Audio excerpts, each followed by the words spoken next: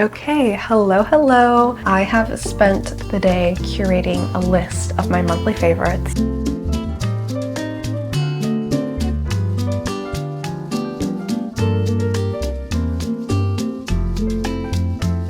It's been a while since I've done one of my monthly favorites videos, and I really miss making them because I just love talking about my favorite things. I have prepared a list of clothing, books, accessories, perfumes. I've been really into fragrances lately, some beauty products, some makeup, some films that I've been loving this month. Since spring is such a time of like rebirth and rejuvenation, there's just like a lot of like new little things that I've been getting into, so I wanted to share them with you guys. And also be thinking of like your little favorites list because I want to hear from you guys in the comments down below.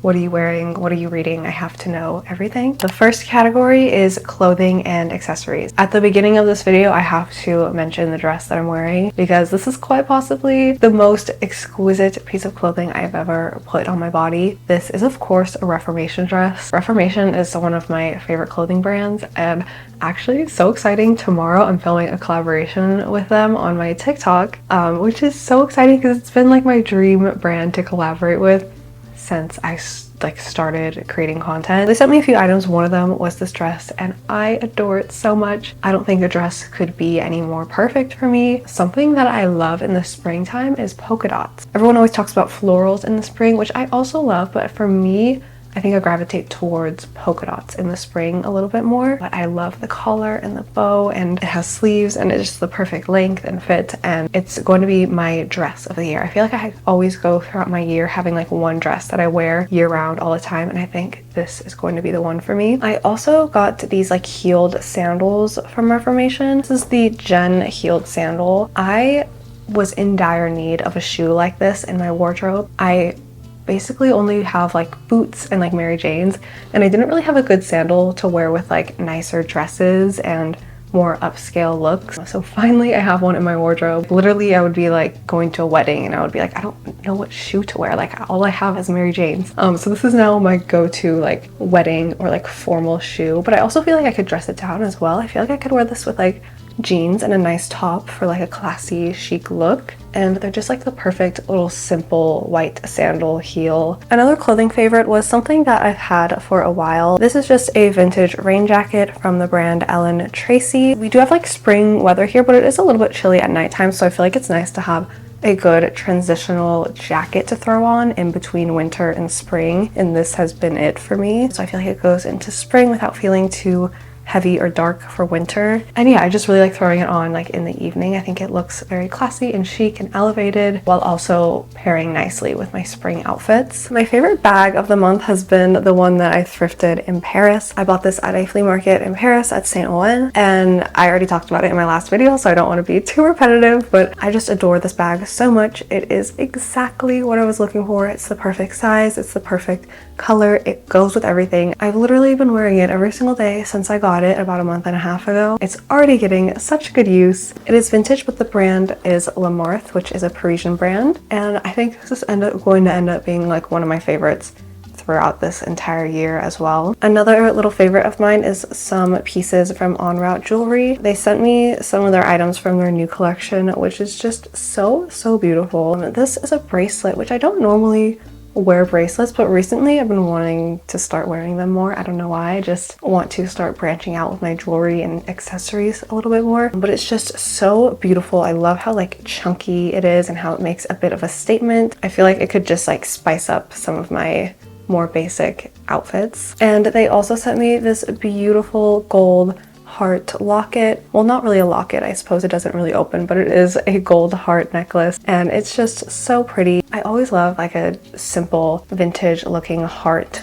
necklace. I feel like it always just looks so pretty, especially with like a nice white blouse and maybe like a pair of jeans in the springtime. I feel like that's always a good look. Okay, I'm like most excited today to show you guys the perfumes I've been wearing. I've really been into fragrances and layering fragrances and trying out different ones. The first one is a Maison Margiela replica perfume. This is on Date. You know, I've had this one for a while, but only recently did I start wearing it a bit more. I think it was a scent that kind of had to grow on me a little bit, but I always love a Maison Margiela perfume. It's a floral scent, but it feels a little bit more sophisticated than that. It's like grapes and roses, but it feels like walking through a vineyard. And imagine the vineyard has like really soft grass, and you're not wearing shoes for some reason, but you have this like beautiful silk dress on and it's like foggy and you're kind of just like floating through like a dream. That's the imagery that comes to mind. I don't know if that makes sense, but I feel like a fragrance and a perfume should transport you into a different world and tell a story as well. But it's very light and it's very versatile. Like I feel like it can be layered with a lot of different kinds of fragrances. The next one is from a brand called Joy Scents. I actually collaborated with this brand on my Instagram this month. Joy Scents is all about like sensual storytelling, and this fragrance is called like Caharrier Secrets. It is particularly inspired by the erotic diary entries of Anise Nin. It's very warm and nostalgic. It has notes of fresh cut lilies, cumin, and pressed powder. It's also a good one to layer with. I think the packaging is just so elegant and so beautiful as well. It's just one of those perfumes that I think just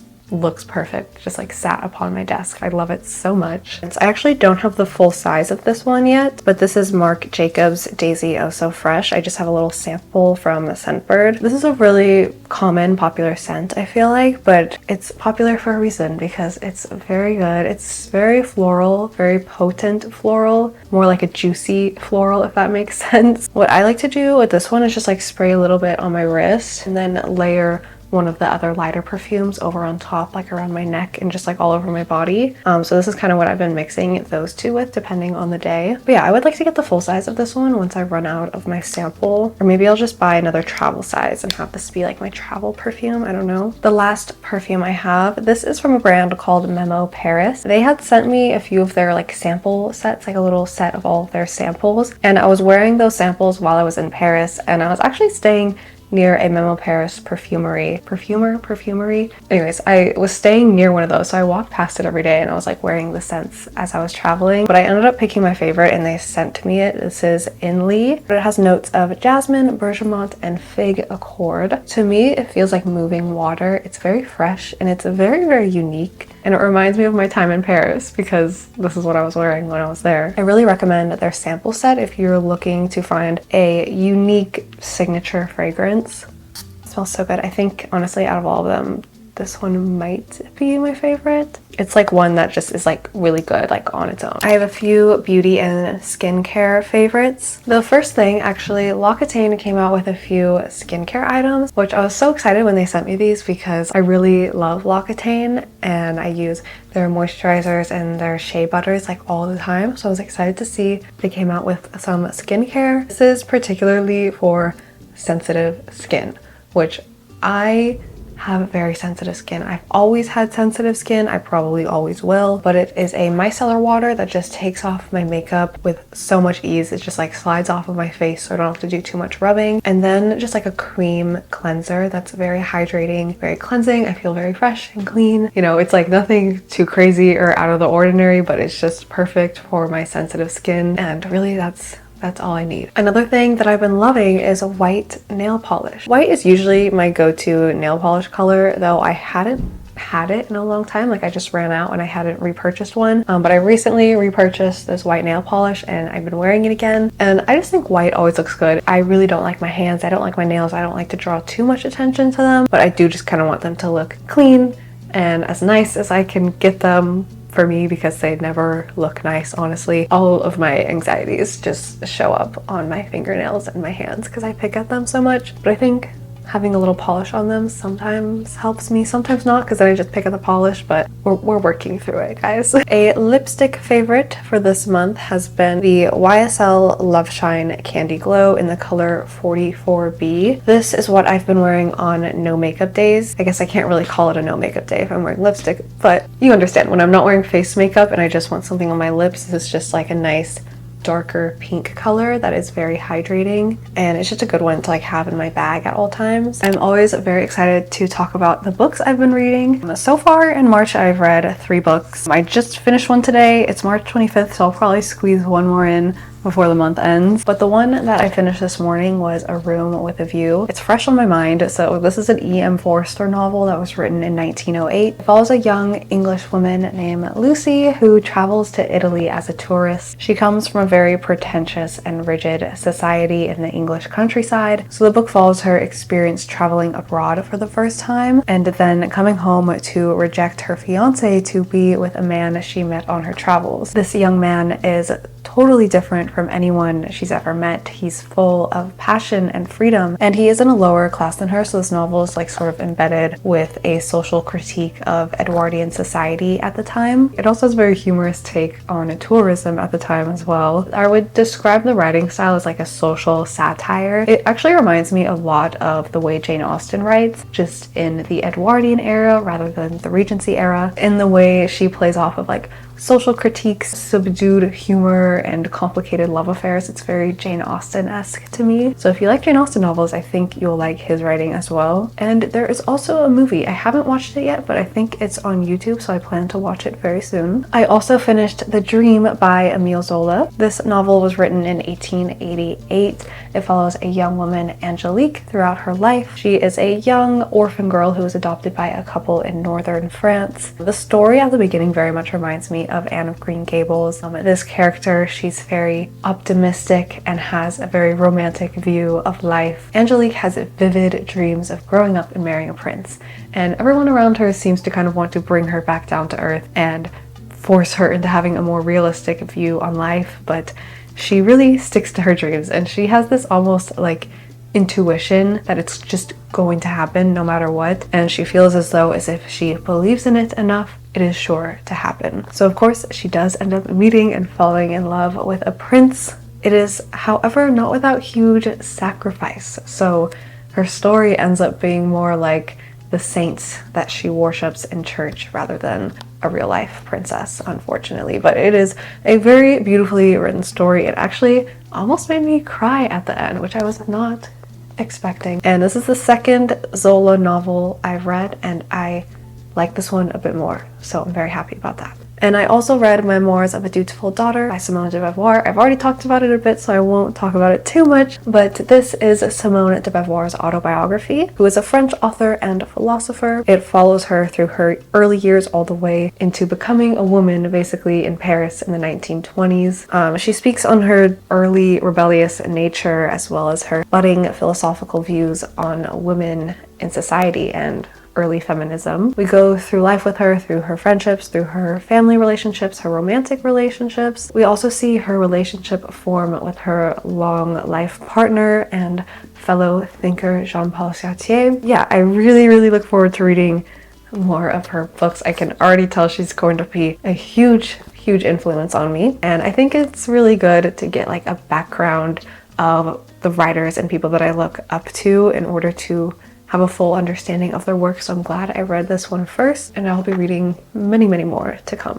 Another just sort of like fun book that I have, this is from a publisher, ACC Art Books. They sent it to me in the mail, and I was so happy to receive this. This is an art book of Marilyn Monroe photography. It is just full of stunning pictures of Marilyn and different insights, sort of an anthology on top of being a photography book, and I think it's just so wonderful. I love just like having this out on my bookshelf. I think it's so perfect, and obviously Marilyn is such an icon, and the photography is super cool. I've been finding it very inspirational as well. I've kind of been dipping my toes into like old Hollywood vibes lately. A movie that I watched in March that I really recommend is Funny Face. This is a movie starring Audrey Hepburn and Fred Astaire. I've been trying to watch more Audrey Hepburn films, and so far this one has been my favorite. It's about a young woman who works in a bookstore but is noticed by a fashion photographer, and he wants to take her to Paris to shoot for a magazine.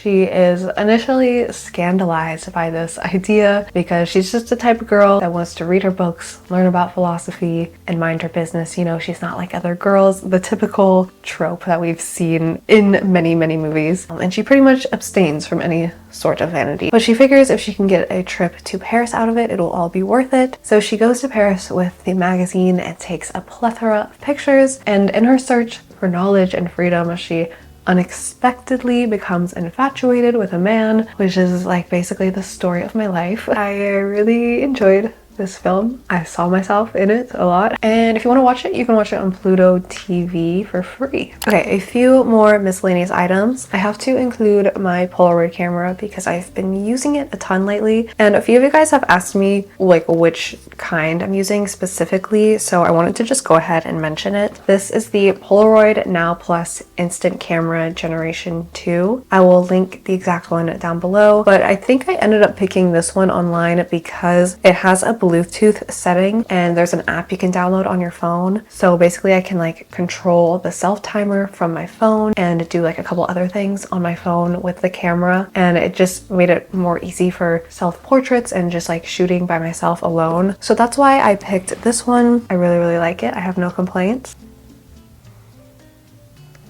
I would take a picture, but that would be a complete waste of film.